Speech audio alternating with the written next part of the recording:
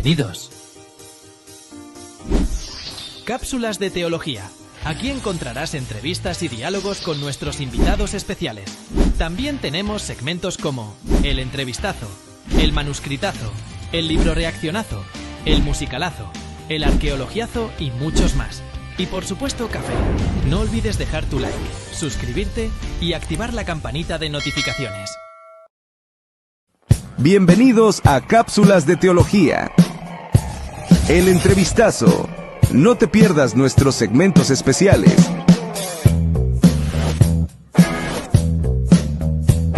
No te olvides de dejar tu like, comentar, compartir y suscribirte. Síguenos en nuestras redes sociales y lo que no puede faltar en un entrevistazo. Café. Ahora sí, hola amigos y audiencia de Cápsulas de Teología en YouTube. Saludos, sean todos bienvenidos al entrevistazo de su casa digital, la única y la original, Cápsulas de Teología, su casa de Biblia. Esta es la mía, no se burlen, amo esta Biblia, compañera de batalla.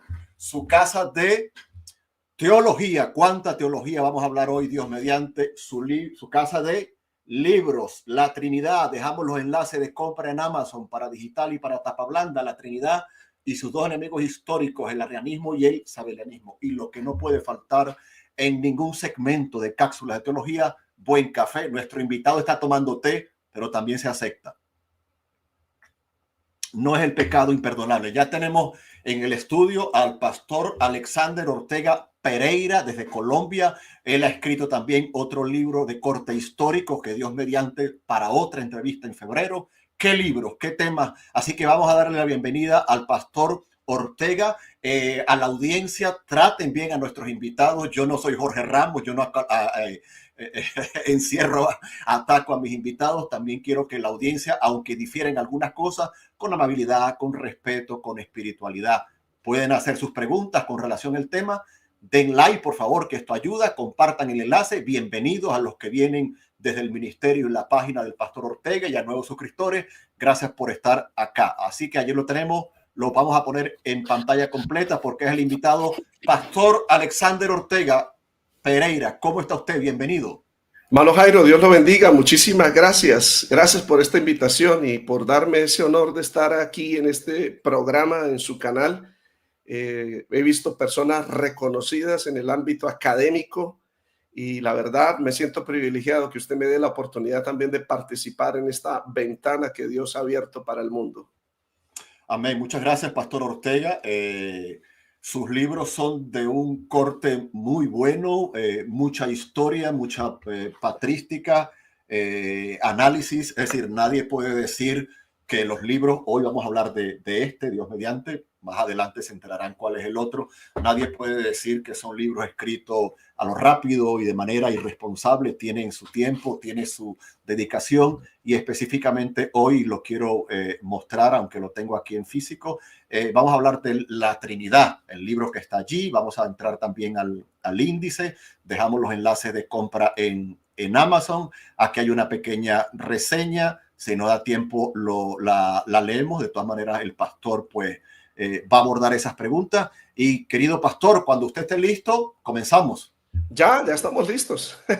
Muy bien. Decirle a la audiencia, claro que sí, amén. Decirle a la audiencia que en la parte inferior vamos a estar dejando allí en la pantalla los datos del pastor, su nombre, y el canal de YouTube tiene bastante material, así que pueden ir allí y examinar el material. Si les gusta, se suscriben, den like, ok, y también lo pueden encontrar en su fanpage, obviamente en Facebook, como Ale Ortega. La Trinidad y sus dos enemigos históricos, el arrianismo y el sabelianismo, libro que está disponible en Amazon, pero también, y no sé, pastor, si eso solamente fue para usted o está también en las librerías de Colombia, ya que usted imprimió allí.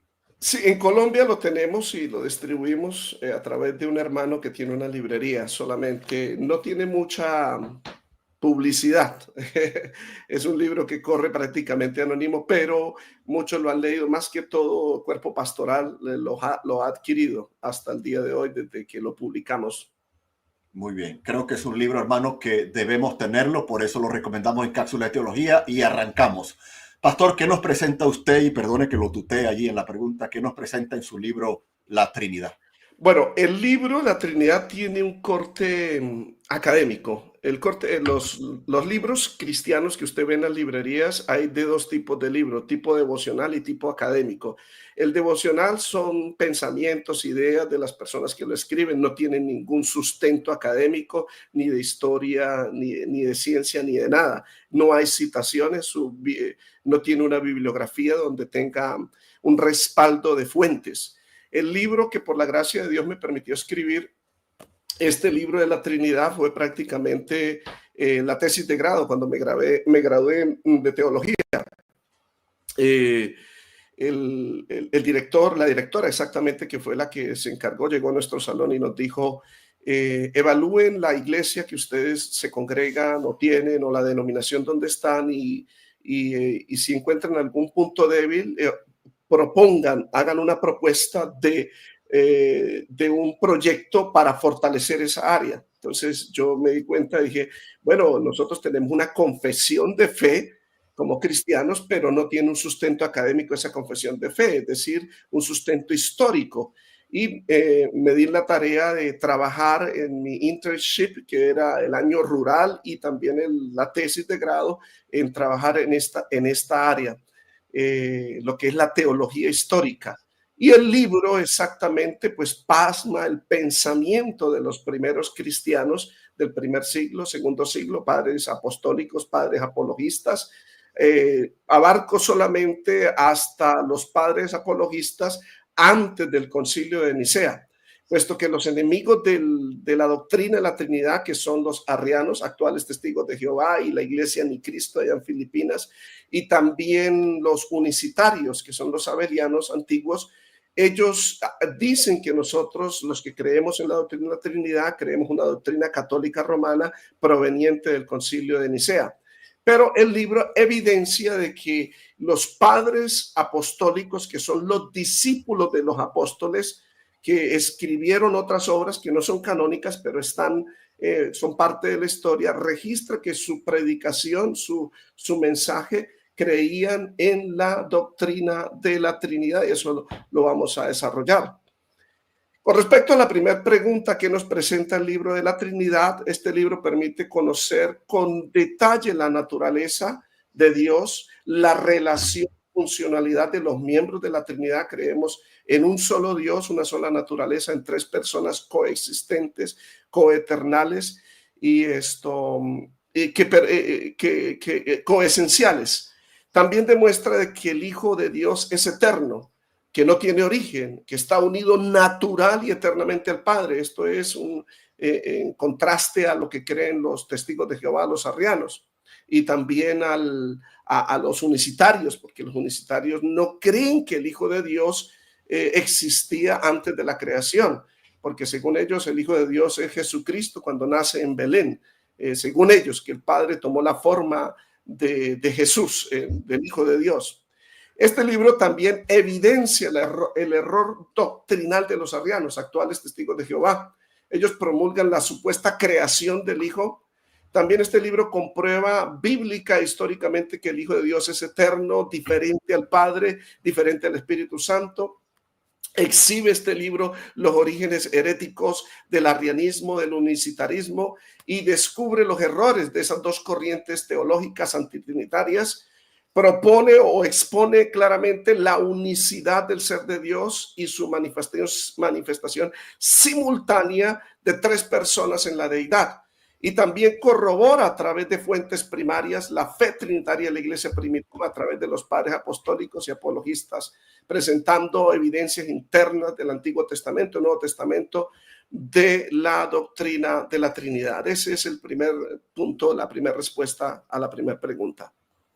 Muy bien, gracias hermano, gracias, muy, muy completo, y tengo que decir que es cierto lo que dijo, el libro es totalmente académico, no va a quedar duda de ello, muy trabajado, muy bien presentados los argumentos. Gracias por estar allí conectados, por favor den like, compartan, y en la descripción de este entrevistazo dejamos los enlaces de compra en Amazon. El libro está en tapa blanda y está en formato digital. Kindle.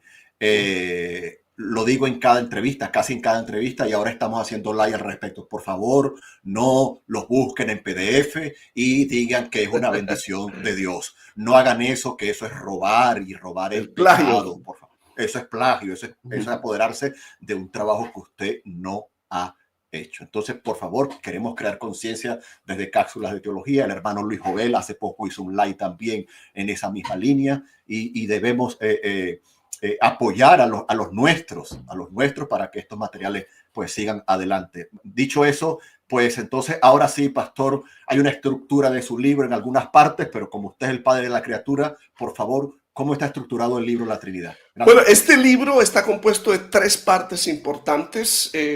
Yo lo explico inclusive en la misma introducción. Tiene 21 capítulos distribuidos en 3 partes. La primera parte está dedicada al arrianismo. La segunda parte está dedicada al unicitarismo y la última a la doctrina de la Trinidad. El libro está escrito cronológicamente, pero de una forma descendente. Es decir, la primera parte inicia desde el conflicto arriano y su resolución, ese conflicto en el concilio de Nicea en el 325 después de Cristo. La segunda parte desciende en el tiempo y llegamos al conflicto modalista o al unicitarismo entre el año 190 hasta el 230 después de Cristo, que es a finales del siglo II y comienzos del siglo III. Y la tercera parte del libro se explora la doctrina de la Trinidad en la era apostólica, desde los padres apostólicos, que son los discípulos de los apóstoles. Entre esos está Bernabé, está Teófilo de Antioquía, etc. Teófilo de Antioquía pertenece a los apologistas, que fue el primer padre que describió el término Trinidad, de trias, que significa 3 en unidad, en el año 180. Pero obviamente que ya antes del año 180, antes de ese año 180 después de Cristo, ya se mencionaba en los textos. Por ejemplo, Bernabé, que fue compañero del apóstol Pablo en sus viajes misioneros, menciona en su única carta, citando a Génesis capítulo 1, verso 26, que el Padre allí no estaba hablando con los ángeles, ni tampoco estaba hablando consigo mismo, sino con el Hijo de Dios que existía, donde dice: hagamos al hombre conforme a nuestra imagen y conforme a nuestra semejanza. Entonces muestro todas esas evidencias en ese libro, y esa es la composición del libro. Al final del libro presento, obviamente yo también hago defensa de la fe usando hermenéutica, exégesis, inclusive desde el griego, análisis gramatical desde el griego. Por ejemplo, en Juan 1:1 le dejo unas buenas páginas para demostrar de que el Hijo estaba con el Padre desde antes de la fundación del mundo, no como una idea, como una razón, como un plan, como lo dicen los unicitarios, que dicen de que sí, ahí el verbo estaba, pero el verbo es una razón, una idea, no es una persona. Y demuestro que es una persona desde un análisis gramatical desde el griego. Hago citaciones de los padres de la iglesia que corroboran la correcta interpretación de los versos bíblicos. Y por último, presento los credos, los protocredos antes del concilio de Nicea. ¿Qué creía el apóstol Juan, el apóstol Pedro? ¿Qué creía Bernabé? ¿Qué creía Ireneo? ¿Qué creía Justino Mártir? ¿Qué creía, etcétera? Tertuliano y otros padres apologistas, que ellos escribieron confesiones de lo que creían en un solo Dios, pero también creían que el Padre era Dios, que el Hijo era Dios, que el Espíritu Santo era Dios, que el Padre no era el Hijo, que el Hijo no era el Padre y el Espíritu Santo no era el Padre, que son 3 personas distintas, un solo Dios. Ese es el símbolo de Atanasio, el símbolo de Atanasio que identifica la Trinidad. Correcto, muy bien, pastor. Ya hay algunas preguntas. Ahí está el símbolo, ¿ok? Entonces, es a lo que se refería el pastor. Gracias, pastor. Hermano, algunos ya veo que tienen el libro, otros en Kindle. Adquiéranlo, apoyen. Ya hay preguntas, las estoy apartando. Pero déjenme que avance un poquito más con el pastor. Me gustan sus respuestas. breves, claras, concisas, puntuales. Creo que nos va a rendir el tiempo, así que aprovechen las preguntas, pero vamos un poco con el listado de cápsulas. Querido pastor, ¿por qué la doctrina de la Trinidad, históricamente hablando, por supuesto, ha sido y sigue siendo tan atacada? Gracias, pastor. Bueno, porque detrás de este ataque simultáneo, sistemático a la doctrina de la Trinidad está el enemigo. El enemigo es el que odia la palabra de Dios. Usted lo puede ver en Génesis capítulo 3, cómo el enemigo atacó la palabra de Dios cuando llegó al jardín del Edén. Y lo primero que le dice esta serpiente, el diablo, a Eva es esto: con que Dios os ha dicho no comáis de todo árbol del huerto. Es decir, puso en duda la palabra de Dios, porque Dios nunca le dijo a Eva que no podían comer de todo árbol del huerto. El Señor le dijo en Génesis 2 a Adán que de todos los árboles del huerto pueden comer, inclusive el árbol que está del árbol de la vida, menos del árbol de la ciencia del bien y del mal, porque el día que él comiere ciertamente morirás. Satanás siempre ha puesto en duda el texto simple, el lenguaje simple de la palabra. Entonces, al poner en duda, le dan otro significado y de allí es donde surgen las doctrinas erróneas. Es el enemigo que odia la palabra de Dios y por eso todas las doctrinas erróneas le dan otro significado a un lenguaje simple, sencillo de comprender de las Sagradas Escrituras. Y ahí encontramos los primeros enemigos del texto bíblico, hablándole en la apología, los gnósticos. Los gnósticos fueron los primeros enemigos, los judaizantes fueron los primeros enemigos. Pablo fue el primer apologista que escribió Gálatas y Romanos contra ellos. El segundo enemigo fueron los gnósticos, los docetistas en la época del apóstol Juan. Juan fue el principal defensor.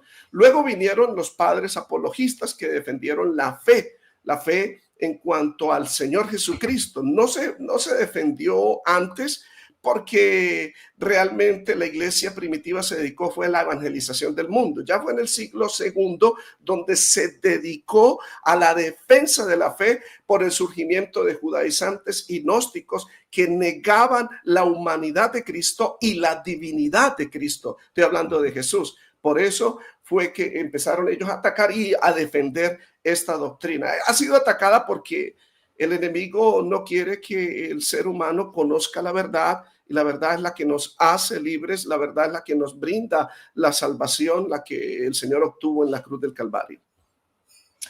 Amén. Gracias, pastor. Ahora entramos ya a los bloques, que sería la primera parte. Escuchamos mucho de los arrianos. Pastor, ¿qué es el arrianismo y cuáles son sus representantes actuales?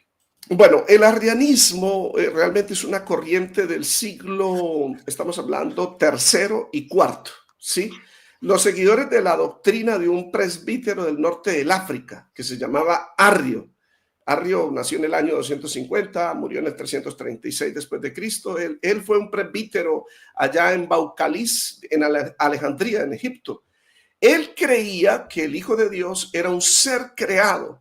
Negaba que fuera de la misma esencia, la misma naturaleza del Padre. Lo mismo que creen los testigos de Jehová. Los testigos de Jehová no creen que Jesús, el Hijo de Dios, es coeterno, coesencial con el Padre. No, entonces Arrio creó eso. Obviamente en mi libro expongo por qué él creyó eso. Lo expongo porque unos obispos del Asia Menor, Paulo Samosata, creía en el gnosticismo, etcétera. Es una mezcla de judaísmo, gnosticismo y surge el arrianismo. En el libro, en la primera parte, usted lo puede encontrar. Arrio aceptaba que Dios era único, como nosotros lo aceptamos, que no compartía su gloria con nadie ni su esencia con nadie. Eso sí es diferente, porque el Padre sí comparte su esencia con el Espíritu Santo y con el Hijo. Y él llegó a estas conclusiones, obviamente, debido a su afán de preservar la unicidad de la deidad contra las ideas de Sabelio, que fue el propagador del unicitarismo, la doctrina de los Jesús solos. Y yo ahí en este libro hago citaciones académicas, fuentes primarias y secundarias, demuestro cómo Arrio fue que se desvió. Menciono la controversia cómo se originó, porque el oponente de Arrio, de este presbítero, fue el obispo de Alejandría, Alejandro de Alejandría, que él un día estaba predicando, y cito aquí, a ver exactamente, déjame, en la página, cito al historiador de la iglesia, aquí, el historiador de la iglesia Sócrates de Constantinopla en el siglo V reportó el origen de la controversia. Esta fuente usted la puede encontrar, Sócrates de Constantinopla, Historia de la Iglesia, libro 1, capítulo del 5 al 10. Ahí muestra cómo Alejandro en un sermón habló de la unidad del Padre y del Hijo, que son un solo ser, y de una vez Alejandro dijo, no, Arrio dijo, no, este hombre es sabeliano, y empezó la disputa teológica, porque él trató de preservar la persona del Hijo diferente a la del Padre, pero la aisló demasiado, tanto que lo separó de la unidad o la naturaleza de la deidad, haciéndolo ver como un ser creado, el primer ser creado de los arrianos. Y estas ideas se mantuvieron, obviamente se propagó por el África del Norte, hubo disputas, peleas. En el año 320, Alejandro trató de disipar, reuniendo creo que a unos obispos, 30 obispos, luego a 100 obispos en el año 320, y se disolvió este movimiento herético del arrianismo en el año 325 en el Concilio de Nicea, actualmente en Turquía, donde 300 obispos, de esos 300 se reunieron, 297 o 98 condenaron el arrianismo como una herejía porque atentaba contra la creencia ortodoxa de la divinidad, la preexistencia del Hijo de Dios y su divinidad y unión natural con el Padre. Ese es el arrianismo. Actualmente son los Testigos de Jehová, que fueron fundados por Charles Taylor Russell en Estados Unidos, aunque en la Edad Media hubo gente que también sostuvo ideas arrianas, pero no exactas, así como los Testigos de Jehová, que no creen que Jesucristo es Dios, sino que malinterpretan los textos, por ejemplo, Colosenses 1:15, donde dice que Él es el primogénito de la creación, donde malinterpretan Juan capítulo 1:18, donde habla del unigénito, la palabra unigénito, la palabra primogénito, ellos lo toman primogénito como la primera criatura, como lo dice Apocalipsis 3:5, que Él es el primogénito de la creación. Y no entienden de que en el griego primogénito es prototokos, y significa el primero en surgir en la creación. Y en Colosenses habla de la preeminencia de Él sobre la creación, la preeminencia de Él sobre la iglesia, pues Él es la cabeza de la iglesia, Él es el primogénito entre los muertos, el primero en haber resucitado. Y la palabra unigénito no significa que Dios lo engendró o lo creó, sino que unigénito viene del griego monogenes, que significa mono, único, y genes, calidad, es el único en esa calidad, o también ginao en griego, que significa surgir, el primero en surgir, es decir, Jesús, el Hijo de Dios, estaba en el corazón del Padre, residió siempre con Dios, unido al Padre, y el Padre envió la palabra, y de ahí los padres apologistas del primer siglo interpretaron como la palabra engendrada, que Dios la engendró, pero ya existía unida a Dios. Entonces los arrianos y los testigos de Jehová dicen que el término unigénito y el término primogénito están explicando de que Jesús es engendrado y Jesús es el primero de todas las criaturas que Él ha hecho, cuando el texto no está diciendo eso, por el contexto, por supuesto. Muy bien, querido hermano, gracias. Como dice Mónica Cárdenas, excelente exposición. Gracias, hermano. ST tiene bastante gasolina porque usted está muy animado y lo agradecemos desde Cápsulas de Teología. Recuerden, hermano, estamos hablando de este libro ahí en pantalla, La Trinidad y sus dos enemigos históricos. Para que el pastor descanse un poquito, voy a leer la reseña. Decir que es un libro del año 2019, más de 200 páginas, 230, 32. Finaliza con un apéndice sobre los credos de la iglesia, ¿no? Y también tiene una bibliografía. Así que, hermano, vale la pena, y es un libro además económico. Allí lo tienen en pantalla. Este libro permite conocer con más detalle la naturaleza, relación y funcionalidad de los miembros de la Trinidad. También demuestra que el Hijo de Dios es eterno, no tiene origen, está unido natural y eternamente al Padre. Evidencia el error doctrinal de los arrianos, actuales testigos de Jehová, los cuales promulgan la supuesta creación del Hijo. Con prueba bíblica históricamente que el Hijo de Dios es el eterno Dios, diferente al Padre y al Espíritu Santo. Exhibe los orígenes heréticos del arrianismo y unicitarismo. Descubre los errores doctrinales de estas dos corrientes teológicas antitrinitarias. Expone claramente la unicidad del ser de Dios y su manifestación simultánea de las tres personas de la deidad. Corrobora a través de las fuentes primarias la fe trinitaria de la iglesia primitiva, a través de los padres apostólicos y apologistas. Presenta evidencias internas del Antiguo y Nuevo Testamento de la manifestación simultánea de las tres personas de la Trinidad. Finalmente expone los primeros credos trinitarios. Y hermanos, antes de ir a la siguiente pregunta, por favor, den un like, compartan, vayan al canal del hermano, vayan a su canal de Facebook porque lo merece. Él está haciendo esto voluntariamente, está aquí con nosotros. Entonces vamos allí y regálenle una suscripción, regálenle un like, vayan allí también a su perfil de Facebook, Alex Ortega. Creo que vale la pena. Y todo eso que acabo de leer en la reseña, en un solo libro. Todo eso en un solo libro. No merece la pena piratearlo, por la conciencia delante de Dios y por el trabajo de nuestro hermano y por el carácter cristiano. Así que por favor no lo hagan. Ya estoy apartando sus preguntas, hermanos, créanme que sí, pero déjenme que avance algunas poquitas más acá con las nuestras. Yo sé que ustedes quieren ya las preguntas. Que sería la segunda parte del libro, pastor, ¿qué es el sabelianismo y cuáles son sus exponentes en la actualidad? Gracias, pastor. Bueno, el sabelianismo es otra corriente teológica enemiga del trinitarismo, ¿sí? El sabelianismo, Sabelio fue un obispo del norte del África, pero realmente Sabelio no es el autor del sabelianismo, ¿sí? Como el calvinismo, el autor del calvinismo no es Juan Calvino, es Agustín de Hipona. Eso lo sabemos y eso lo pondremos en la próxima charla con la ayuda de Dios.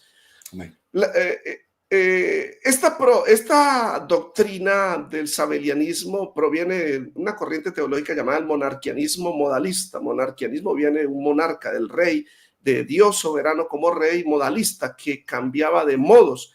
Enseñaba que Dios era una sola persona en el siglo II y III, revelada al hombre, es decir, que Dios es una sola persona que se reveló al hombre secuencialmente en diferentes modos o formas. Por ejemplo, en el Antiguo Testamento se reveló como Padre, en el Nuevo Testamento en la persona y la forma del Hijo, y después del Pentecostés esa misma persona se reveló como el Espíritu Santo. Los fundadores del unicitarismo negaron la existencia de las tres personas en la deidad, del Padre, el Hijo y el Espíritu Santo, que coexistan al mismo tiempo. Afirmaron solamente la unicidad personal de Dios. La diferencia entre los modalistas antiguos y los modernos es que los actuales reconocen al modalismo secuencial, es decir, de que en el antiguo estaba el Padre, en el nuevo estaba el Hijo y después del nuevo estaba el Espíritu Santo. ¿Sí? Lo reconocen, el antiguo, los actuales no reconocen el modalismo secuencial. Hay un sector de ellos que sí lo reconocen inclusive como persona. Confiesan que Dios es un ser único. De hecho, yo me he metido en esos, no debates, sino escuchando debates de académicos de alta jerarquía, por decir, en inglés están esos debates. James White, el doctor James White, en inglés excelente, él hace una defensa del trinitarismo frente al unicitarismo, pero en esa categoría, no de amateur, sino de profesionales. Y ellos niegan que Dios es una persona, sino es un solo ser. Dicen en la teología profunda de que el término persona no es bíblico, que el término persona fue acuñado en el credo de Atanasia, en el credo de Nicea, etcétera, que proviene del catolicismo. Yo en el libro demuestro que es bíblico porque está escrito en Mateo 18, en Mateo 17, el prosopón en griego, que significa cara, rostro, persona en griego, es bíblico, lo utilizaron Ireneo, lo utilizó Justino Mártir, lo utilizó varios escritores latinos, lo utilizaron inclusive antes del concilio de Nicea.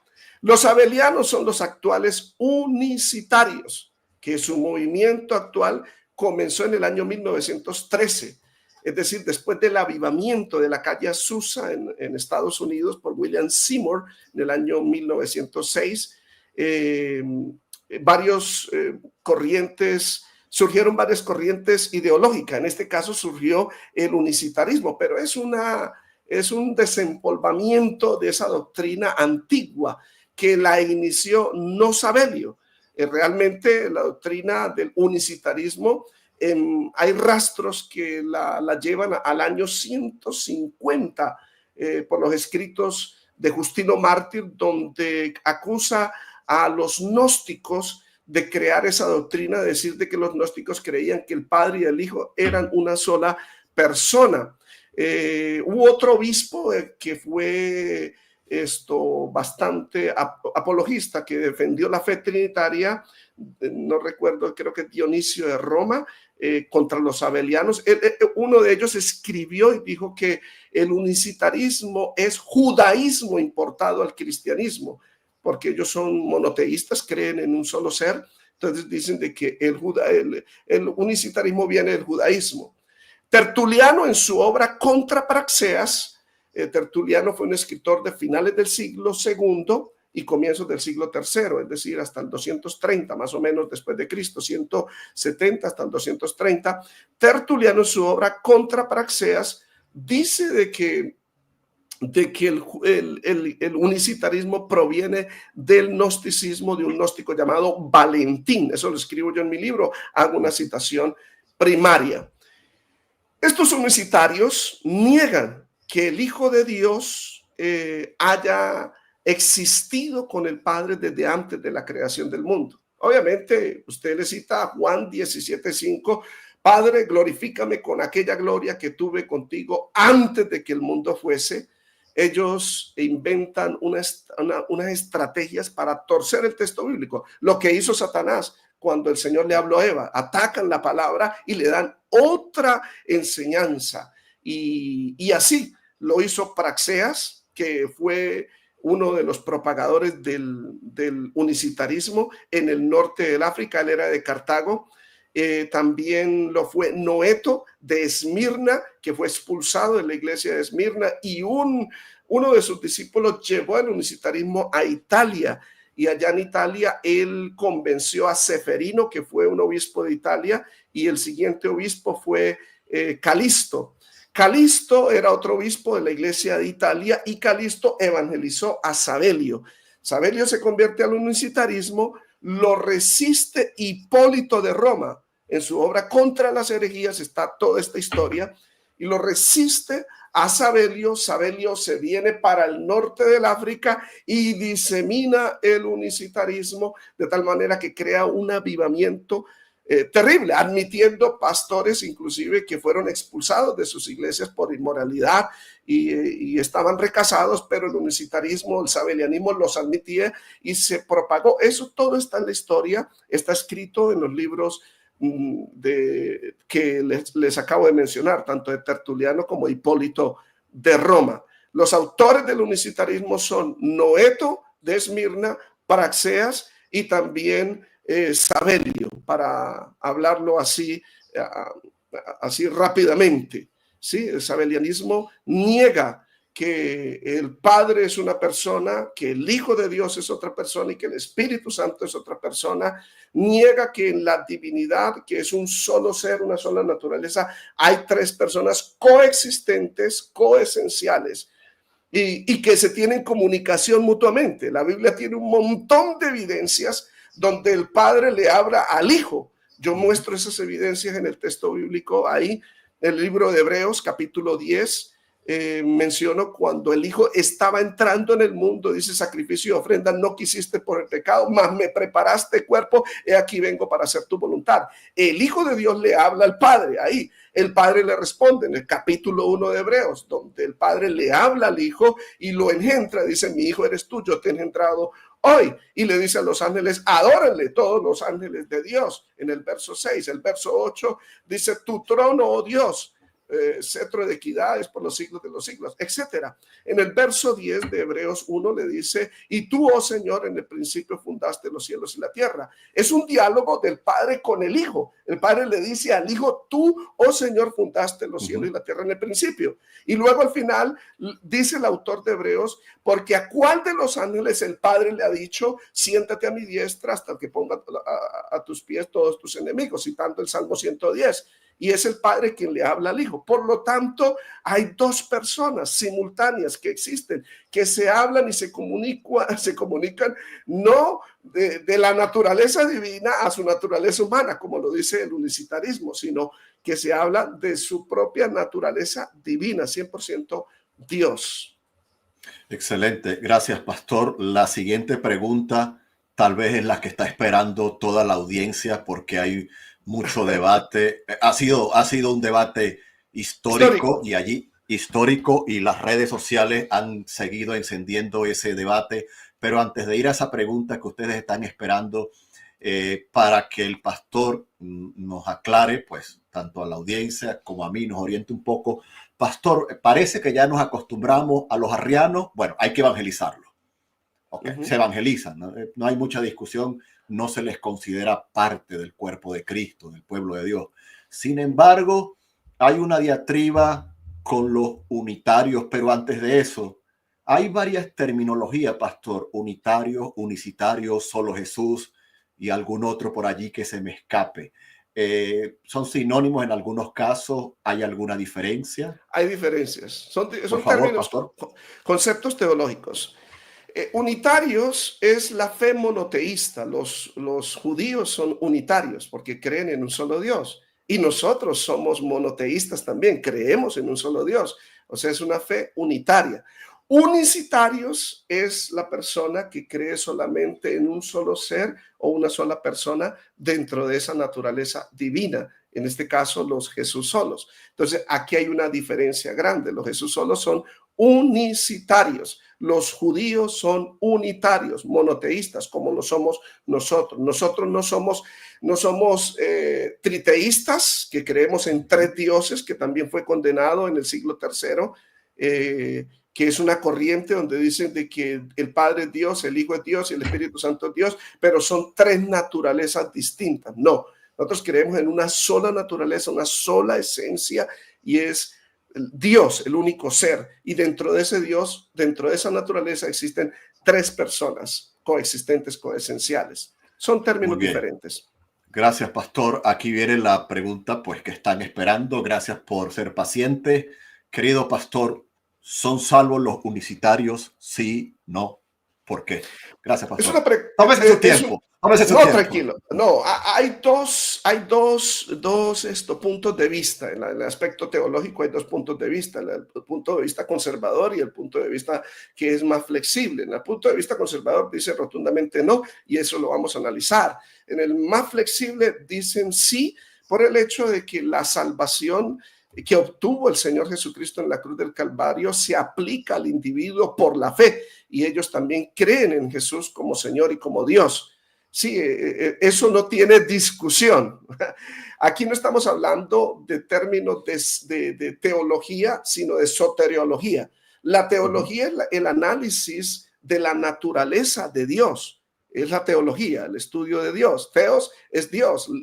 Gia viene de logos, que es análisis de la naturaleza de Dios. Mientras que la soteriología proviene de una palabra compuesta griega también, de lo que es salvación, soso, y logos, que significa estudio. Entonces, estudio de la salvación. Entonces, aquí nos retiramos del concepto teológico y nos vamos al concepto soteriológico sobre la aplicación de la salvación. Entonces, para poder entender eso, debemos entender qué es la salvación, porque si la interpretamos como cambio de iglesia, cambio de religión después de una oración, no son salvos, porque una oración no salva a nadie, ni una iglesia salva a nadie.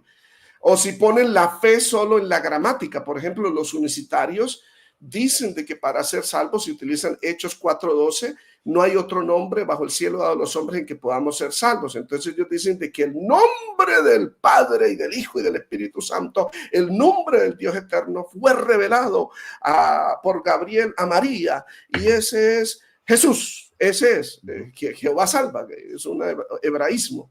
Jehová salva. No, no son salvos por la gramática, por la identidad de Cristo o por el bautismo, porque los unicitarios dicen que si usted no se bautiza en el nombre de Jesús no es salvo. No, el bautismo no salva a nadie. De hecho, en 1 Corintios, el apóstol Pablo dice, Jesucristo no me envió a mí a bautizar, sino a predicar el evangelio, porque la salvación no viene ni por poner la fe en una identidad o en una letra, en una palabra gramática, o por el bautismo, porque un nombre que da identidad no trae salvación. Jesús era un nombre conocido en los judíos. Ese era el nombre en hebreo de Jesús. En arameo es Jesúa y en griego es Jesús, que significa Jesús en español, como nosotros lo interpretamos. Josué tenía el nombre de Jesús, el ayudante de Moisés, y también el sumo sacerdote en el post-exilio, que está en el libro de Zacarías capítulo 3, el sumo sacerdote que regresó de la cautividad de Babilonia, regresó a Jerusalén, llamado Jesúa, que también es Josué o Jesús en nuestro idioma español. La salvación no la trae la gramática ni la trae tampoco una acción. La salvación fue obtenida por una persona, el Hijo de Dios, con su vida justa, obediente, de acuerdo a Romanos 5:19, y su muerte propiciatoria, es decir, trajo satisfacción a la justicia de Dios, y la muerte expiatoria que nos reemplaza en la cruz del Calvario. Y esa salvación obtenida por Cristo se obtiene por fe. Y la seguridad eterna de nuestra salvación depende primeramente de la gracia divina y de nuestra fe. El texto bíblico dice, el que cree en el Hijo tiene la vida eterna, pero el que se rehúsa a creer en el Hijo no verá la vida. Ahora, la pregunta es en el Hijo. El Hijo de Dios, ellos creen que el Hijo de Dios es la carne, es la naturaleza humana de Jesús. Ahí es donde entramos a un campo de soteriología, pasamos al campo teológico, a ese campo de la naturaleza de Dios, y ahí es donde diferimos, porque nosotros creemos que Jesús es eterno, existía antes de la creación de Dios. No sé qué opinión tenga y continuamos, le doy un espacio para que usted tenga su opinión, hermano. No, hermano, también he escuchado, como parece ser que hay distintas vertientes, también he escuchado de boca de alguno de ellos decir, no, quien se encarnó fue el Padre. Sí, eso lo decía Praxeas. Y entonces uno dice, pero ese no es el Hijo que murió en la cruz. Por eso está el debate que, bueno, sí son salvos porque se creen en Jesús. Pero la pregunta es, ¿pero en cuál Jesús están creyendo? ¿En un Jesús diluido, distinto? ¿Qué nos puede decir allí, pastor? Le pongo nuevamente. Sí, es que ahí va la pregunta. Por ejemplo, en Gálatas el apóstol Pablo dice que si yo anunciare un evangelio diferente, sea anatema. Un evangelio que no se predicó, que no predicaron los apóstoles. Sí, entonces hay que tener en cuenta todo eso. Además, quiero decirle algo muy importante, porque la evidencia de haber recibido esta salvación está en el fruto de una nueva vida, en la liberación del pecado, la liberación del reino de las tinieblas, en la regeneración, donde el pecado muerto en delitos y pecado recibe vida espiritual, vida eterna, adquiere una nueva vida, deja su vida antigua. El individuo está convencido de que el pecado ofende a Dios, convencido por el Espíritu Santo. La persona se santifica, reconoce que el pecado ensucia su alma, su corazón, se limpia con la sangre de Cristo, se abstiene de toda especie de mal, se aparta del mundo. Obviamente un recién convertido no tiene conocimiento de estos términos de soteriología, pero él siente el testimonio del Espíritu Santo que es hijo de Dios y él vive bajo el temor a Dios. Entonces la respuesta, si es salvo un unicitario o un unicitario, entonces yo podría enfocarme, balancearme a los dos puntos. ¿Por qué? Mire la respuesta, y es delicado. Podríamos decir que sí, porque la salvación se aplica al individuo por la fe en Jesucristo como su Señor y Salvador. Obviamente que ellos creen en Jesucristo como si fuera el Padre y el Espíritu Santo, pero ellos creen en Jesús pero lamentablemente no todos tienen ese fruto que les acabé de mencionar. Sí, ese fruto solamente lo ve Dios, que Él lo aprueba si lo tiene o no lo tiene. Entonces, recordemos que es que la salvación es compleja, hermano Jairo. La salvación, de acuerdo al texto bíblico, son aquellas personas que han sido libradas del reino de las tinieblas, trasladados al reino de amado Hijo, dice Colosenses 1:13. Han sido librados del presente siglo, Gálatas 1:4. Han sido resucitados juntamente con Cristo, sentados en los lugares celestiales, sellados con el Espíritu Santo, rociados con la sangre de Cristo. Y esta evidencia solo la ve Dios. Entonces, el decirme a mí si X o Y es salvo o no es salvo no me corresponde. Le corresponde es a Dios, que solamente Él ve quién ha nacido de nuevo, quién ha sido justificado. Pero suponiendo en aquellos que sinceramente creen en Jesucristo como su Señor y Salvador, miremos, por ejemplo, el ejemplo del ladrón en la cruz. El ladrón en la cruz no tuvo tiempo de ser adoctrinado para entender la doctrina de la Trinidad o para ser bautizado. Simplemente se arrepintió de sus pecados, creyó que Jesús era el Señor y el Rey y Salvador, y Él le garantizó la vida eterna ahí, en ese mismo momento. En eso no hay discusión, en eso no hay discusión. Entonces, ese sería por ese lado.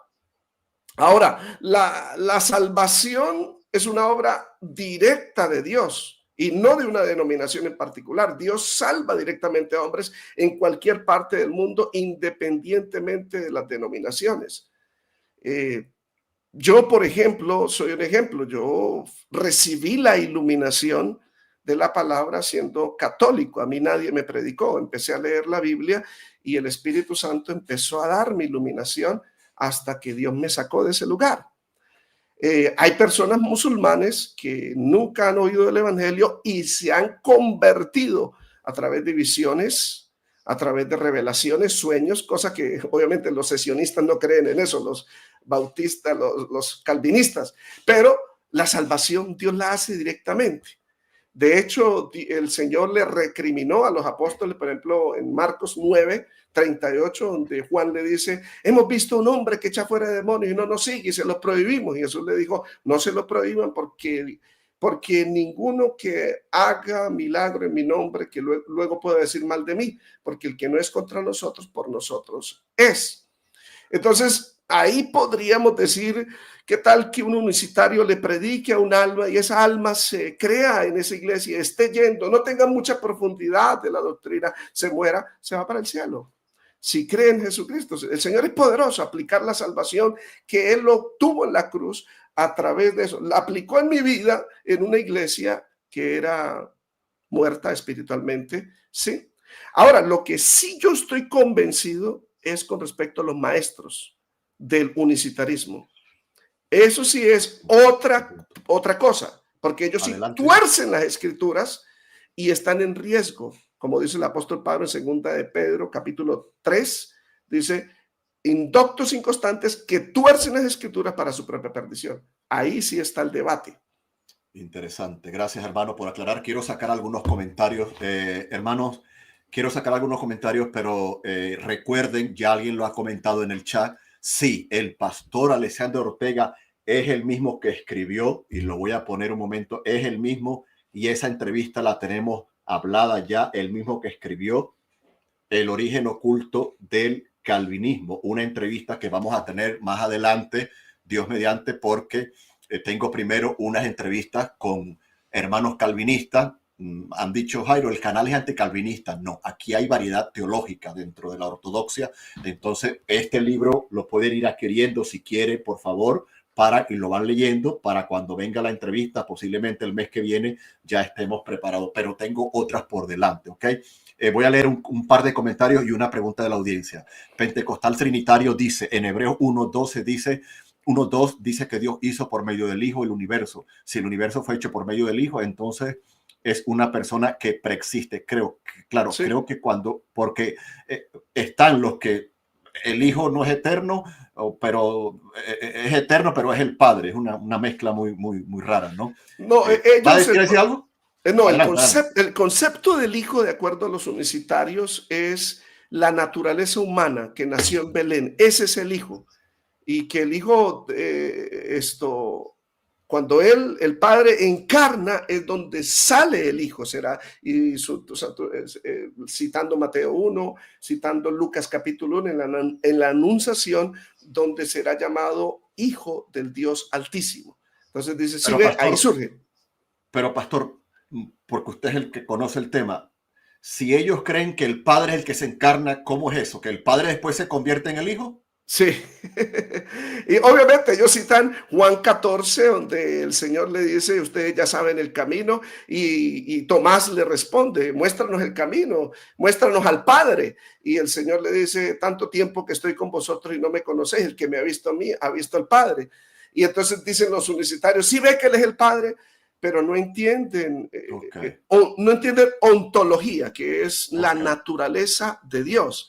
Es decir, Dios goza de un atributo que no lo tiene ninguna criatura, es su invisibilidad. A Dios el Padre nadie lo ha visto, lo dice Juan capítulo 1, 18, Juan capítulo 6, no que alguno haya visto al Padre, ¿sí? Entonces, ¿a quién ven los discípulos? El ven es a la imagen del Padre. En Hebreos 1.3 dice que Él es la imagen misma de su sustancia. Colosenses 1.15 dice que Él es la imagen del Dios invisible. Entonces, cuando Jesús dice, el que me ha visto a mí, ha visto al Padre, está viendo es al resplandor o la imagen visible del Padre. No que sea el Padre, porque Jesús le dice a los apóstoles, creedme que yo soy en el Padre y el Padre en mí. Habla de unidad.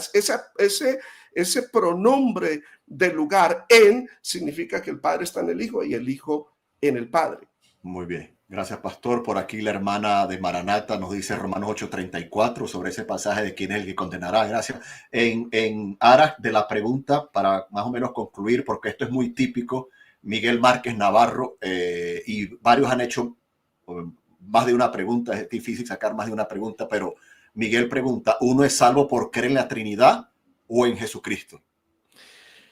No, la salvación se obtiene por la obra redentora del Dios Trino, porque no podemos minimizar, es que el problema de los unicitarios es que minimizan, el problema de los arrianos, minimizan el rol funcional del Hijo de Dios, porque el Hijo de Dios adquiere un rol, eso se llama subordinacionismo.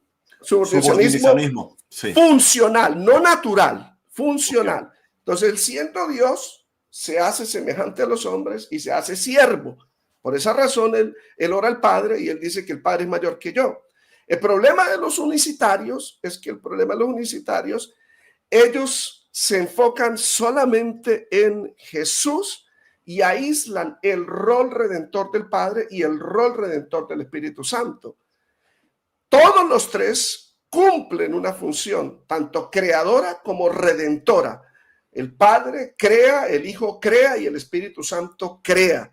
El Padre salva, el Hijo salva y el Espíritu Santo aplica la salvación.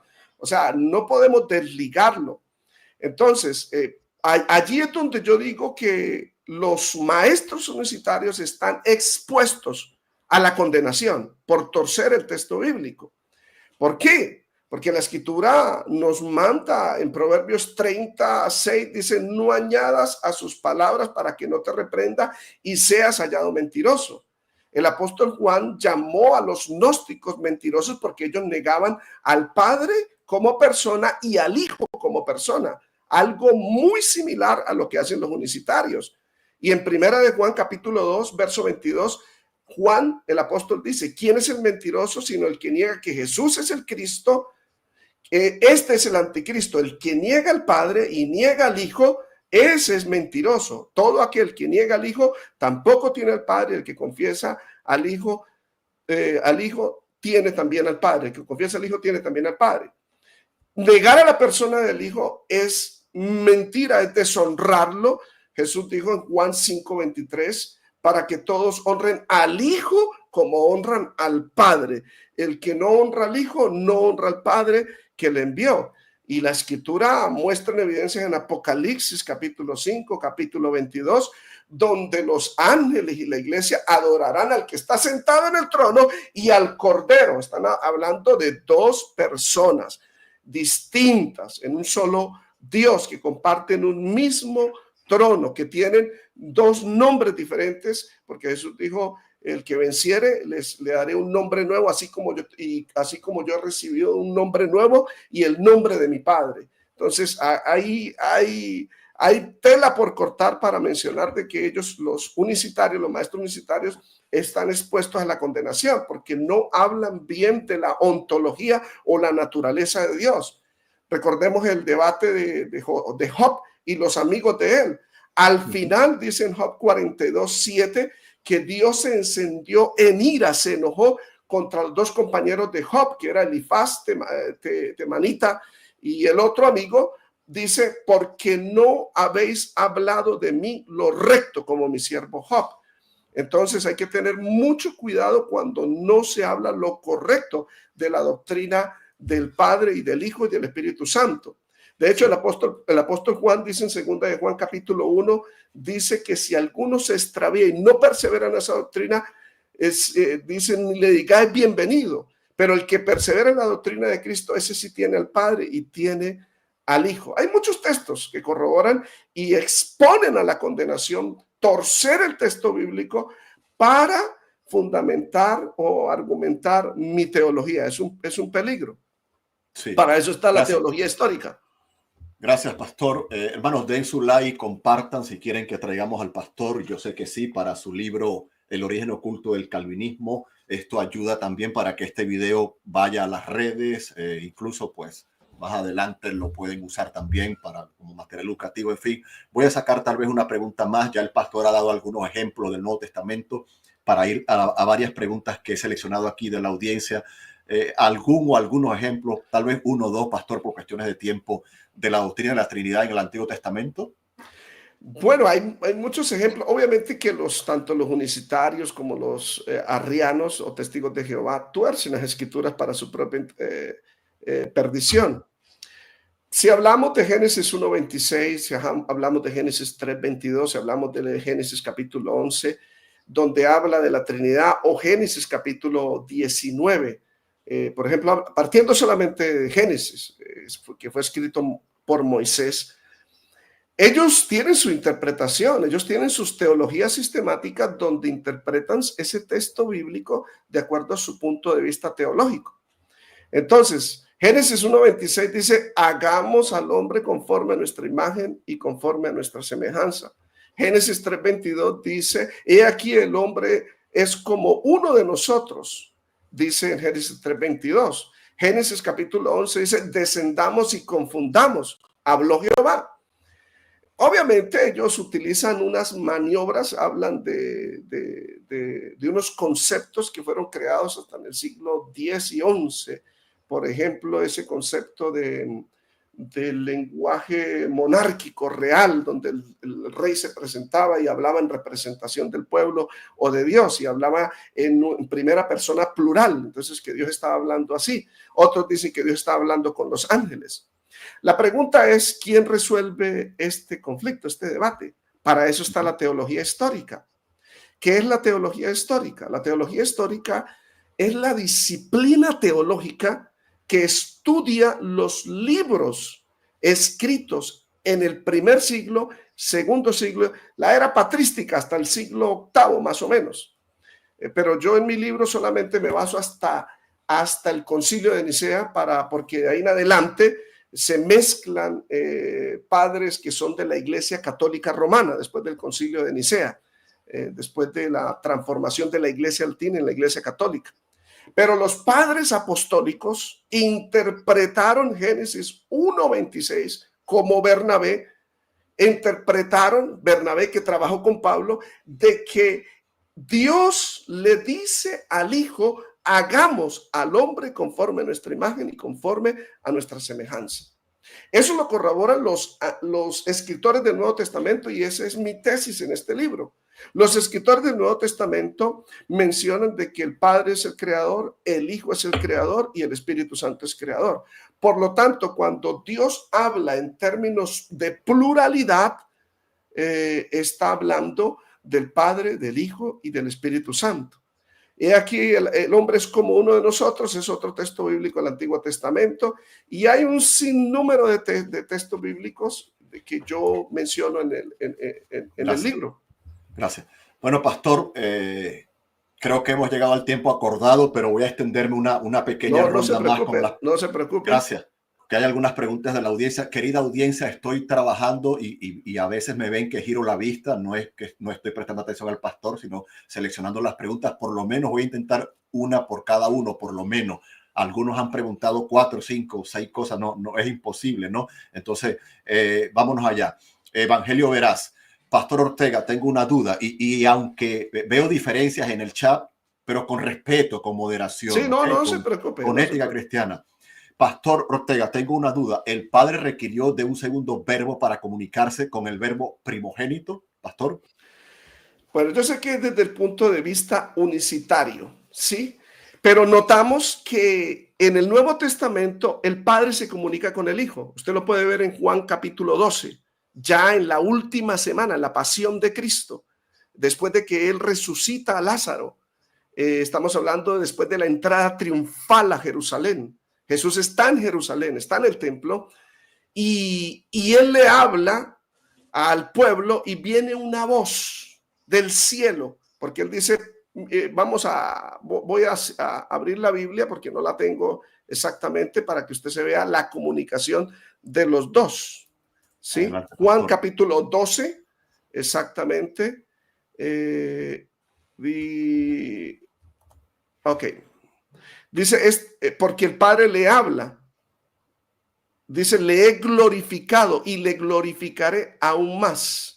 Déjame buscar el texto bíblico. ¿Lo puedo compartir, pastor, si desea? Sí. Juan 12, ¿me dice? Sí. Juan capítulo 12. Déjame. Juan 12. Verso 28. ¿Puede ponerlo en pantalla y lo leemos? Yo también lo leo. Aquí está. Perdón. Mire, el verso 27. Jesús está hablando y dice, ahora está turbada mi alma. ¿Y qué diré? Padre, sálvame de esta hora, mas para esto he llegado a esta hora. Mire, entonces Jesús ora al Padre. Padre, glorifica tu nombre. Le ora al Padre. Entonces vino una voz del cielo y dice, lo he glorificado y lo glorificaré otra vez. Estamos hablando de una comunicación simultánea a la vez entre el Padre y el Hijo. Aquí no podemos negar ese texto bíblico. El problema de los unicitarios, como de los arrianos, como de los testigos de Jehová y de las sectas, es que tuercen el texto bíblico a un lenguaje tan simple. Jesús está hablando con el Padre y el Padre le responde. ¿Qué podemos deducir? ¿Que es una sola persona? No, dos personas hablando. Así es, muy bien. Por aquí, pastor, me pregunta Ondas de la Verdad. Hola, Jairo y todos, bendiciones. Yo creo en dos dioses, el Padre y Jehová, y su Hijo Jesús y Yeshua. Es binario, binarista. Y es bíblico, me voy al infierno, ¿y por qué el trinitario no? Adelante, pastor. A ver, usted no se salva por creer en una doctrina, usted se salva por los méritos de la vida y la muerte de Jesucristo.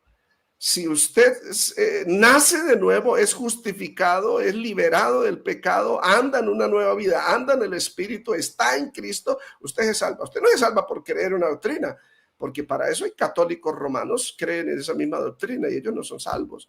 La salvación realmente es una vida nueva en Cristo, una regeneración. El que no naciere de nuevo no puede ver el reino de Dios. Podríamos ampliar esa respuesta, pero el tiempo se nos va. Sí, gracias, pastor. ¿Qué significa para los unicitarios el término Espíritu Santo? ¿Es una manifestación separada o un aspecto del único Dios? Es un aspecto del único Dios, pero en un modo, en una forma. Es decir, por eso viene el término modalista, que Dios se manifiesta en diferentes modos, en diferentes formas. Pero reiteramos, el Espíritu Santo es una persona separada del Padre. ¿sí? Y es una persona que tiene sentimientos, tiene voluntad. Sentimientos, dice, no contestéis al Espíritu Santo, tiene voluntad, él reparte los dones como él quiere, dice en Corintios 12. Habla también, Hechos capítulo 13, Hebreos capítulo 10, hace citación de Jeremías, donde Jehová habló en el Antiguo Testamento y el autor de Hebreos dice que era el Espíritu Santo, etcétera. El Espíritu Santo es una persona independiente del Padre y del Hijo de Dios. ¿Y por qué independiente?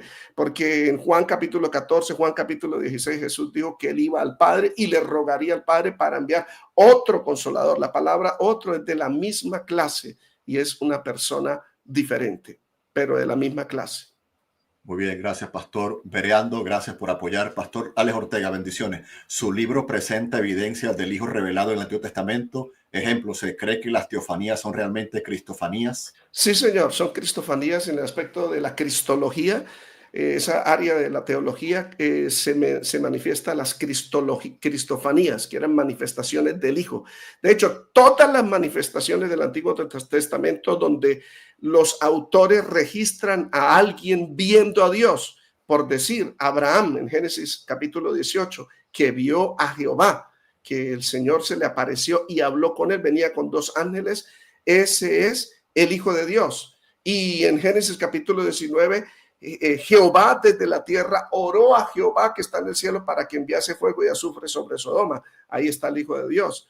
También Abraham, bueno, ya lo mencioné, Abraham, Jacob peleó con el ángel. Veamos otros ejemplos. En Éxodo capítulo 3, Moisés ve al ángel de Jehová, el ángel habla con las palabras de Jehová, se le manifiesta como Jehová. Éxodo 3:15 le da el nombre de Jehová como el nombre perpetuo para Israel y siempre. Y sin embargo, en Juan capítulo 8, Jesús se identifica con la identidad de Éxodo 3:15, porque a Moisés le pregunta a Dios, y si me preguntan quién te envió, ¿yo qué diré? Y él dijo, yo soy el que soy. Y en Juan capítulo 8 el Señor hace esa citación cuando le dijo a los fariseos, antes de Abraham, yo soy. Es una citación, en griego es ego emi, que significa yo soy el que soy. Y por eso los judíos trataron de matarlo, porque entendieron de que esa identificación le pertenece a Dios. Entonces el Hijo de Dios en el Antiguo Testamento, como en Jueces capítulo 13, donde Manoah ve el ángel de Jehová, en Isaías capítulo 6, donde Isaías ve a Jehová sentado en su trono y le dice, ve a este pueblo, cega su entendimiento, etcétera. Juan capítulo 12, el apóstol Juan dice en el verso 41 que Isaías dijo esto cuando vio su gloria. Es decir, el apóstol Juan está diciendo de que el Jehová que ve Isaías ahí en el capítulo 6 es el Hijo de Dios en su preexistencia eterna. Y hay muchos textos bíblicos que yo los escribo acá en este libro, si usted quiere ampliar más el conocimiento del Hijo de Dios en el Antiguo Testamento. Gracias, Pastor Luis Rinaldi. Si Sabelio aprendió la unicidad del obispo Calixto, que era el obispo oficial de Roma, ¿cómo entonces Sabelio fue el autor de la unicidad? No, yo lo estoy explicando. Son varios autores. Primeramente mencioné Valentino, que es el Tertuliano, el escritor que escribió contra Praxeas, que era unicitario. Habla de que el origen del unicitarismo proviene del gnosticismo, de Valentino, un gnóstico. Y otros escritores dijeron que era judaísmo con gnosticismo, que son los autores del unicitarismo. Pero el propagador máximo del unicitarismo es Sabelio, que fue que le hizo ajustes a la doctrina de Noeto, a la doctrina de Praxeas y a la doctrina de Calisto, y él lo popularizó porque tenía carisma y sencillamente lo popularizó, pero él no es el autor del unicitarismo. Se le acuña a esta corriente teológica sabelianismo en honor a él, pero no porque él sea el autor, así como hablamos del calvinismo, porque Juan Calvino es el que populariza las doctrinas de Agustín de Hipona, pero el autor del determinismo calvinista es realmente Agustín de Hipona y no Juan Calvino. Así, en teología hay esas variaciones, ¿no? Gracias, pastor. Evangelio Veraz pregunta, me imagino que por el Facebook lo puedo mostrar. Me gustaría invitar a este pastor a mi canal. ¿Aceptas un diálogo, pastor? Sí, dependiendo, porque la verdad yo evado lo que es los debates Sí. públicos, porque los debates públicos despiertan algo en la naturaleza humana que es el ego, el orgullo y estos apologistas unicitarios, como los calvinistas, manejan un ego muy grande, apelan a la ofensa, al insulto. Si conservaran la educación y el argumento académico, yo lo aceptaría. Pero cuando son debates que las personas no tienen la madurez suficiente, la Biblia dice que el siervo de Dios no es contencioso y ellos por naturaleza son contenciosos, les gusta contender y apelan a la ofensa y bueno, entonces no acepto para debates. Para diálogos sí, pero para debates no. Sí, gracias, pastor. Hemos colocado el canal del pastor Pereira, el canal, alguien dijo por allí que ya se había suscrito, ahí están, ahí está el canal del pastor y aquí está su fan page. Hermanos, entiendan que hay nuevos suscriptores en el chat, tal vez vinieron algunos unicitarios exclusivos por este tema y hay personas que no conozco y claro, yo no puedo decir al pastor, sí, pastor, vaya al canal tal, porque yo no les conozco, yo tengo que cuidar a mis invitados, yo no conozco, entonces pero ya de parte de él, quien le quiera contactar, sí. pero para un conversatorio. De hecho, Cápsulas de Teología no hace debate, tampoco animaríamos a otros al debate. Entonces, allí está el fanpage dentro del respeto que está muy escaso ahora en las redes sociales. Sí, es... la Trinidad, no olviden el libro. Diga, pastor, adelante. No, precisamente por eso yo no debato. A mí me han insultado, me han hecho esto, ¿cómo es? Me han retado. Apologistas unicitarios, reto al pastor Alex Ortega a un debate público. No. Ya. Muy bien. Sé que ya saqué un comentario de Miguel, pero me gusta esta pregunta. ¿Hay algún escrito libro de Sabelio para saber de sus propias manos lo que pensaba?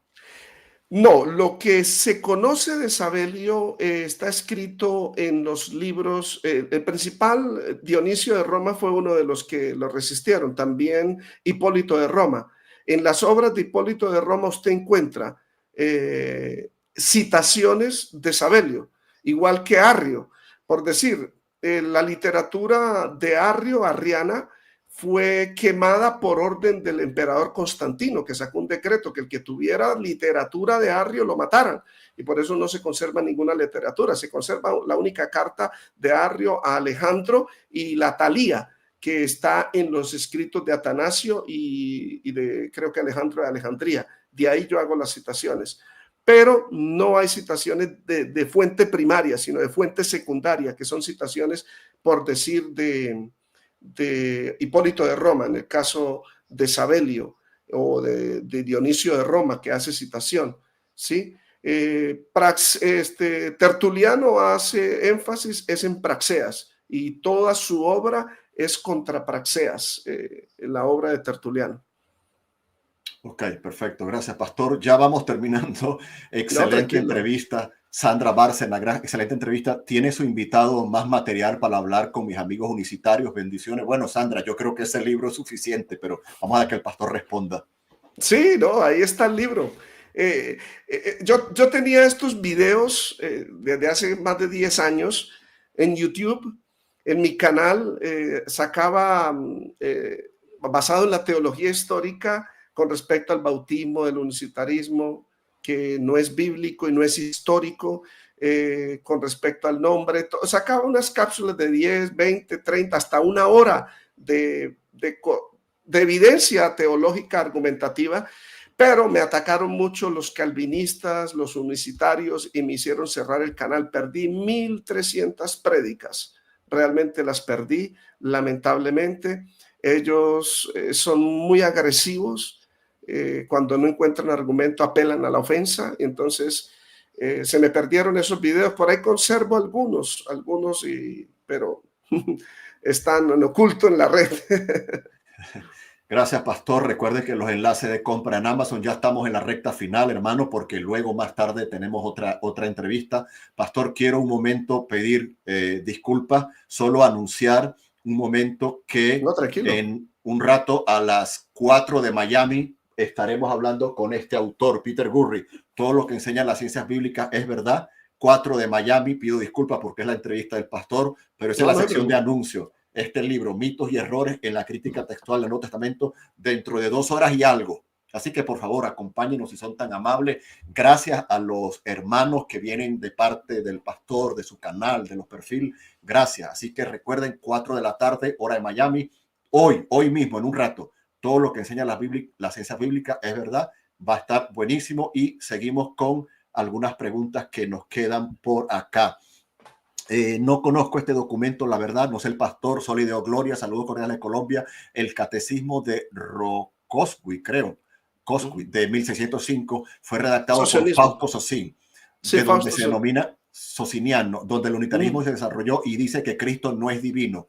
¿Conoce este trabajo, pastor? Sí, conozco el Fausto, de donde surge el socialismo. Yo lo menciono en mi libro porque menciono quiénes son los actuales arrianos y menciono, hago un paneo histórico, hablo brevemente del socialismo, que él no creía que Jesús era divino unido al Padre.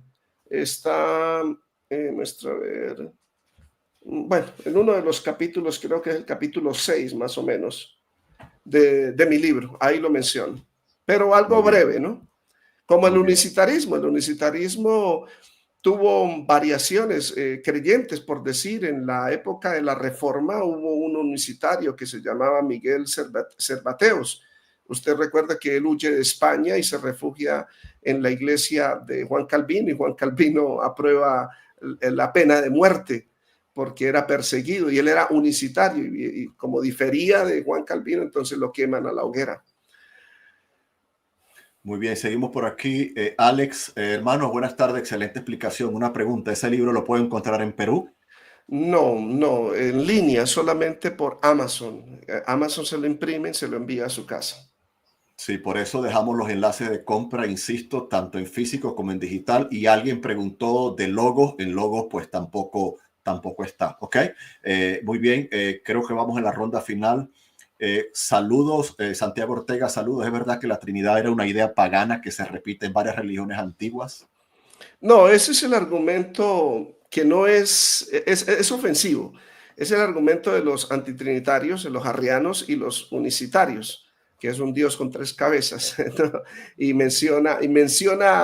muestran imágenes. Eso lo hace los testigos de Jehová en sus libros, que creen en un Dios. Entonces mencionan a las 3 deidades del antiguo Egipto, como Osiris, como etcétera, 3 deidades que existían. El diablo sabe de que Dios es 3 personas, eso él lo sabe, que Dios es uno en 3 personas. Y obviamente que él inculcó en esas culturas eso, pero no, la Trinidad es bíblica, es histórica, está escrita en el Nuevo Testamento, corroborada por los discípulos de los apóstoles llamados padres apologistas. El término Trinidad fue acuñado por primera vez por Teófilo de Antioquía. En los escritos de Tertuliano, de Hipólito de Roma y otros escritos aparece el término Trinidad. No fue acuñado, como dicen los unicitarios y los arrianos, en el concilio de Nicea.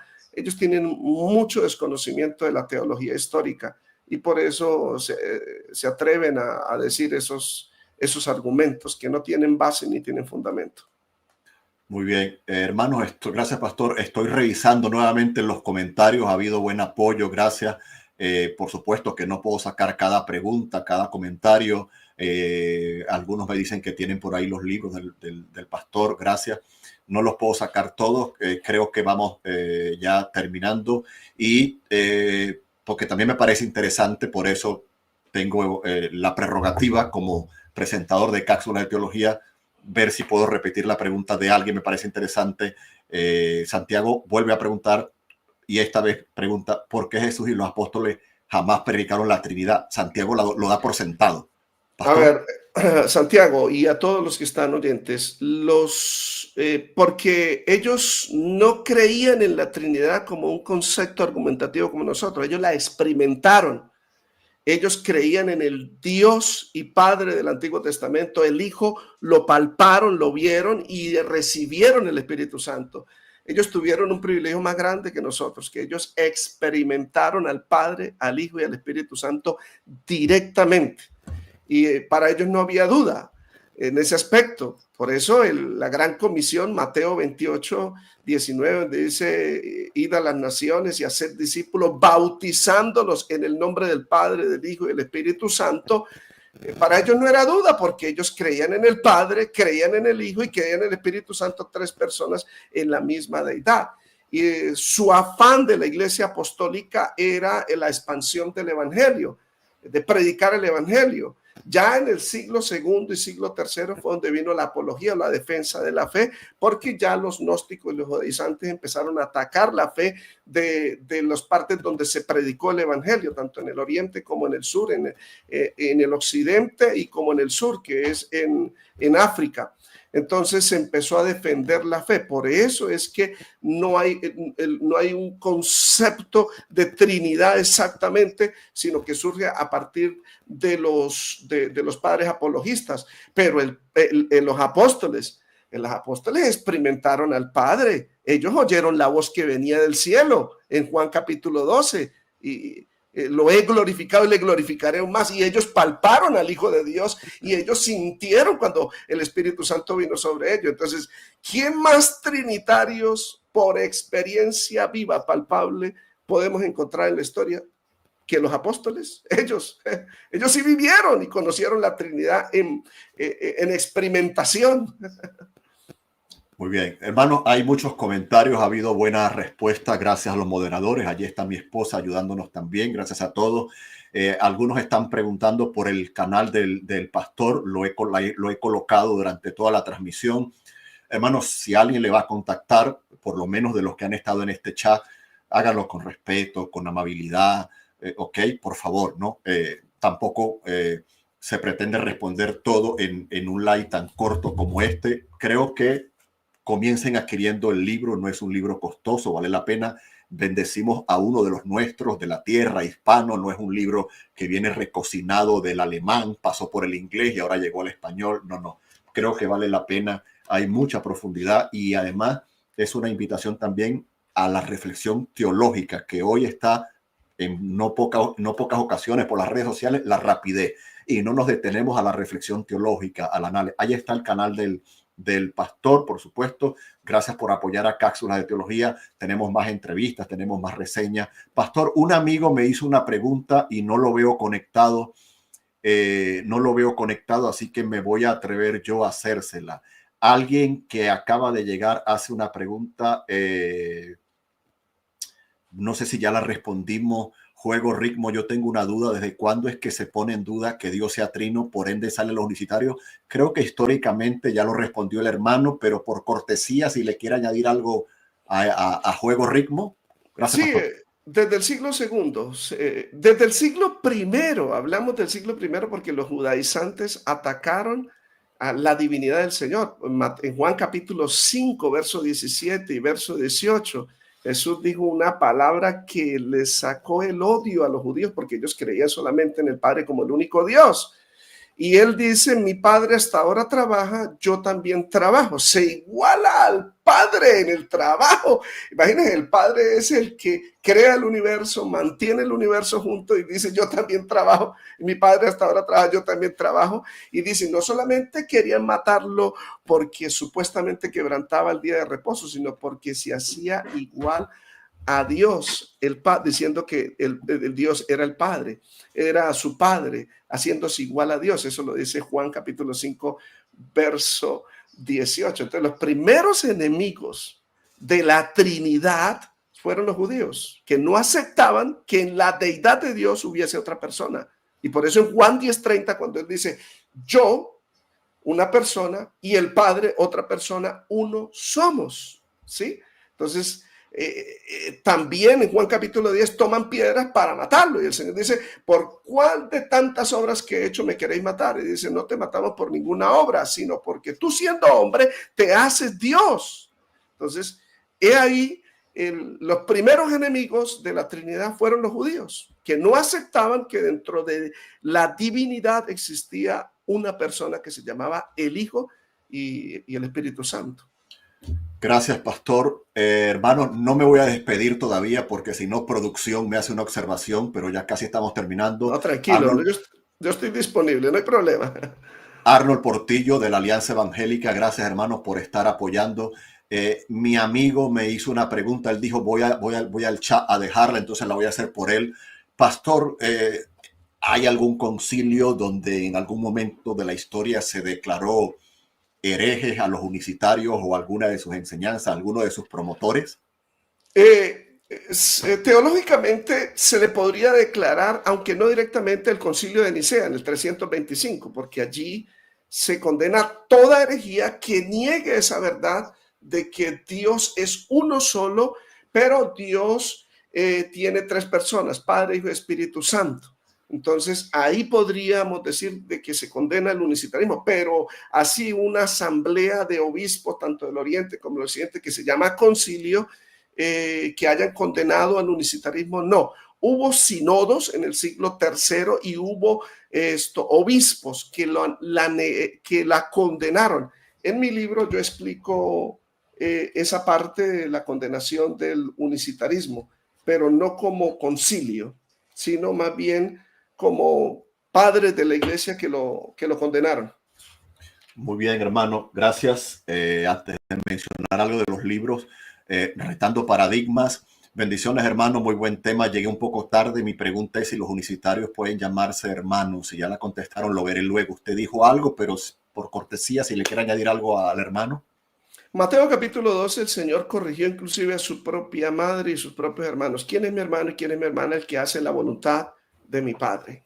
Sí, entonces realmente es un término que aplica realmente al que ha nacido de nuevo, que es verdaderamente hijo de Dios, que ha nacido de nuevo. Entonces aquí ese término de hermano también lo pondríamos en duda inclusive a los trinitarios. O sea, por el hecho de ser trinitario no es mi hermano, ¿no? Por el hecho de ser unicitario no es mi hermano, es el que ha nacido de nuevo, que es hijo de Dios, el que es hermano y hermana. Muy bien, gracias, pastor. Amigos y audiencia del entrevistazo, por aquí sale una pregunta más. Creo que voy a cerrar con esa, porque bueno, ya se nos va el tiempo y hay que preparar para la segunda entrevista. Claro.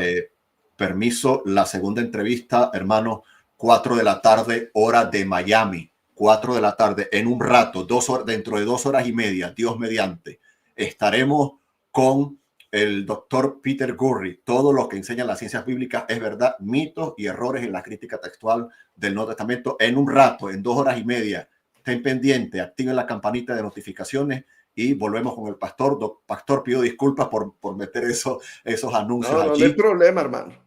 Esos anuncios allí, y creo que hay una pregunta, y es una pregunta interesante. Hay salud. Queremos agradecer a todos por apoyar, queremos agradecer a todos por animar. Y me alargo un poquito más, pastor, porque producción no está en casa, está en el supermercado siendo multifacética, moderando y comprando. Ella es mi esposa, entonces por eso me salvo que producción no me ha abierto la puerta y me ha dicho ya, Jairo, está bien. Pero ha estado muy interesante. Hermanos, seguidores del trabajo de las redes sociales y el canal del pastor Ortega, muchísimas gracias. Recuerden, hermanos, den like, porque se viene la entrevista del origen oculto del calvinismo, pero antes se vienen algunas entrevistas con hermanos calvinistas. El hermano está de testigo que le he dicho, no, hermano, primero voy con unas entrevistas sobre temas calvinistas y después con esta entrevista, porque algunos creen que no, Jairo, estás atacando. No, estamos presentando la variedad teológica. Ahí está, acabo de comprar el libro, gracias, Retando Paradigmas, y algunos han dicho también por allí que ya me suscribí. Entonces, gracias a los que están apoyando, gracias a todos por allí. Bendiciones. Y esta creo que es una pregunta interesante, Robinson. ¿Cómo podíamos con Isaías 9:6 al llamarse padre al hijo? Bueno, en Isaías capítulo 9:6 toca analizar el aspecto gramatical de ese texto. Ahí nos damos cuenta de que el hijo no es el padre. El texto original en hebreo dice literalmente ab. Ab. Ab en hebreo es padre, donde viene la palabra arameo Abba, padre. Abba, father. Sí, en inglés decimos Ab es padre. Y Ad es eternidad y son sustantivos masculinos. Si Ad, que es eternidad, no fuera un sustantivo, sino fuera un adjetivo, sería correcto decir el Padre, el Eterno Padre. ¿Por qué? Porque usted sabe, en gramática, el adjetivo califica el sustantivo. Padre es sustantivo y eternidad es sustantivo. Por lo tanto, no es el Padre celestial. Entonces, algunas traducciones le dan una correcta interpretación. Por ejemplo, la Biblia en inglés, Darby Translation, dice: porque para nosotros un niño nos es nacido, para nosotros un hijo nos es dado, y el gobierno estará sobre su hombre. Y su nombre se llama Maravilloso, Consejero, Dios Fuerte, Padre de la Eternidad, Príncipe de Paz.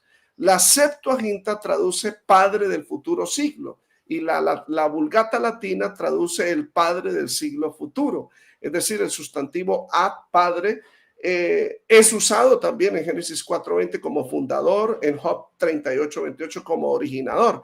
Entonces estamos hablando de que ahí Padre Eterno quiere decirte que Él es el Padre o el creador del tiempo, de la eternidad, porque Él crea, son tres aspectos del universo. El universo es tiempo, espacio y materia.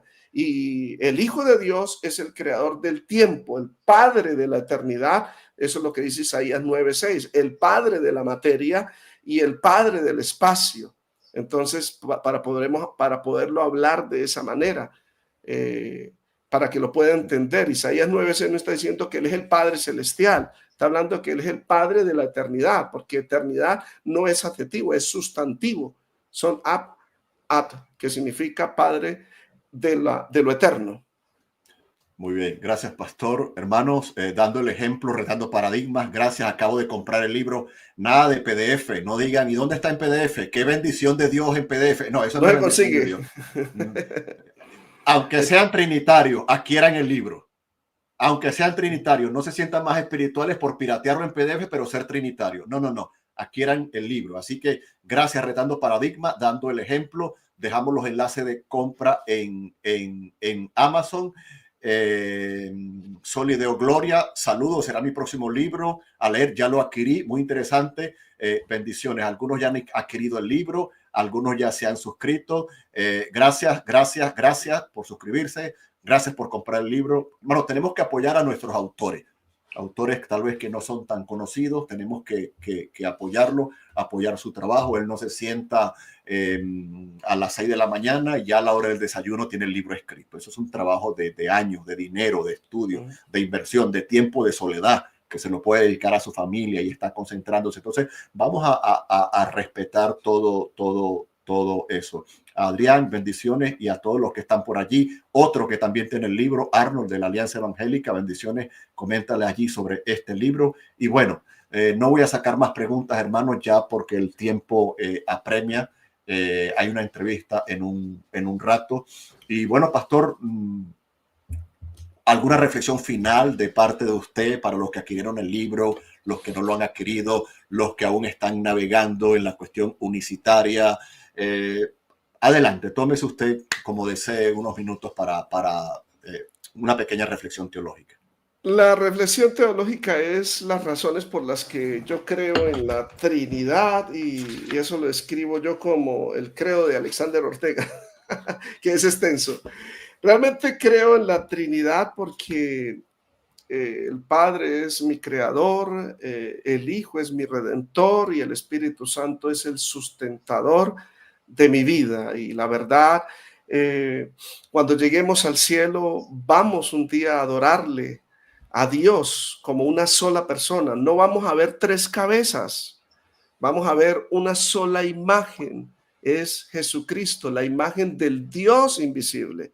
El Espíritu Santo goza de invisibilidad, el Padre goza de invisibilidad, pero la imagen del Dios invisible es el Hijo.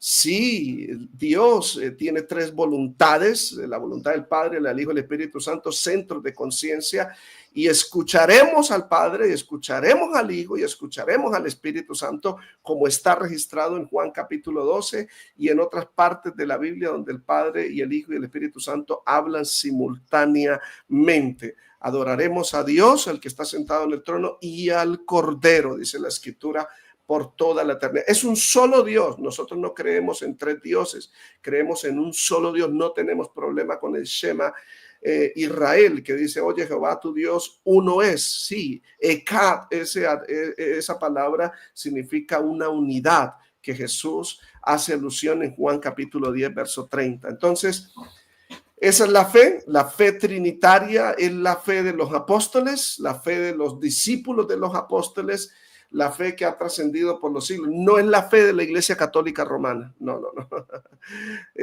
La Trinidad no comienza con la Iglesia Católica Romana en el Concilio de Nicea. No, eso es un error doctrinal. Sí, Bereando, dejamos esa pregunta para después, o quiere comentar algo, pastor, muy breve. Es que él dice los Jehovah Witness, sí, yo conozco la palabra JW, sostienen que al ser combatido el arrianismo, eso se nos dice que la posición es la verdadera. ¿Qué opina? No, nosotros simplemente estamos defendiendo la fe, ¿no? Amén. De hecho, los testigos de Jehová no creen que la salvación viene por el sacrificio de Cristo, sino por el conocimiento. Usted le pregunta a cualquier testigo de Jehová, ¿qué hago para ser salvo? Una pregunta que le hizo el carcelero al apóstol Pablo, y Pablo le dice, cree en el Señor Jesucristo y serás salvo tú y toda tu casa. Los testigos de Jehová lo van a remitir a la oración sacerdotal de Juan 17. Y esta es la vida eterna, que te conozcan a ti, el único Dios verdadero. Entonces, ¿quieres la vida eterna? Tienes que conocer al único Dios verdadero, torciendo el texto bíblico. Sí, hermano, les regalo esta pregunta. Al final del libro hay un apéndice muy bueno de confesiones de fe, porque es importante conocerla. Vayan allá porque vale la pena. Primeras confesiones de fe de la iglesia, el capítulo 21, hay varias y realmente vale la pena. Entonces, no se pierdan eso en el libro. Está muy completo. Por mí seguiría haciendo preguntas, pero ya hay que despedirnos. Vayan al canal del pastor Ortega, que lo volvemos a fijar acá, allí en pantalla. Y por supuesto, pues gracias por seguir apoyando a Cápsulas de Teología. Si quieren conocer más del trabajo del pastor Ortega, allí está su fanpage, y recuerden que dejamos los enlaces de compra en Amazon La Trinidad y sus dos enemigos históricos. Lo dejamos tanto en formato digital, Kindle, como en tapa blanda. Pastor, ha sido un gusto. La audiencia también ha apoyado. Gracias a todos por opinar, por entender que no puedo sacar cada comentario, cada pregunta. Intenté dar una vuelta arriba y abajo para que no se me pasara ninguna, y si se pasó alguna, pido disculpas, pero bueno, a medida que poco a poco hay más audiencia y más conectados, pues es un poco más difícil. Espero, pastor, que se haya sentido a gusto y que pueda aceptar la siguiente entrevista, Dios mediante, que también la están esperando. Vamos a hablar posiblemente el mes que viene, Dios mediante. Voy a hacer algunas entrevistas con expertos calvinistas, y también entonces vamos a hablar luego con el pastor el origen oculto del calvinismo. No lo digo yo, me han dicho, alguien me ha dicho por allí, es en español, es lo más cerca que tenemos en español a lo que es Wilson en inglés, aunque este está en español, el fundamento del calvinismo agustiniano. Entonces será interesante ver esa observación, como también lo que nos van a traer algunos hermanos calvinistas, a los cuales también apreciamos. No somos un canal anticalvinista, somos un canal de reflexión teológica. Y hay variedad teológica y luego la analizamos allí. Querido pastor, ha sido un gusto. Ahora sí, gracias a todos. Nos vemos en un rato. Pastor, bendiciones para usted, bendiciones para su audiencia, para su familia. Démele las gracias a su esposa porque lo secuestré un buen rato. Y nada, que el Señor le siga usando, que el Señor le siga bendiciendo, y nos vemos, amada audiencia, Dios mediante, en otra entrega aquí en el entrevistazo de Cápsulas de Teología en un rato, en menos de 2 horas, 1 hora y algo. Si tienen más dudas sobre este tema, déjenoslo, escríbanos en la caja de comentarios, y si hay suficientes preguntas, yo le extiendo la invitación al pastor para hacer otro live sobre este tema exclusivo, una entrevista exclusiva con las preguntas que nos dejen en los comentarios. ¿Ok? Si hay más dudas y si ustedes ya adquirieron el libro y les van surgiendo preguntas, déjenla en los comentarios del entrevistazo y yo le digo, pastor, tenemos 20, 30 preguntas de la audiencia, ¿se anima a otro live? Y seguramente por fe el pastor me va a decir que sí. Correcto, no hay problema, mi hermano Jairo. Entonces, que el Señor le bendiga y muchísimas gracias también. Hasta la próxima aquí en Cápsulas de Teología, su casa digital de Biblias, su casa de teología trinitaria, hemos hablado hoy un montón, su casa de libros y por supuesto que cuando la entrevista es buena, ya se ha acabado el café, no sea el pastor, el té. Dios les bendiga, Dios les guarde y hasta la próxima. Bendiciones, audiencia. Oren por Cápsulas de Teología, oren por nuestro entrevistado. Bye bye. Bendiciones. Amén.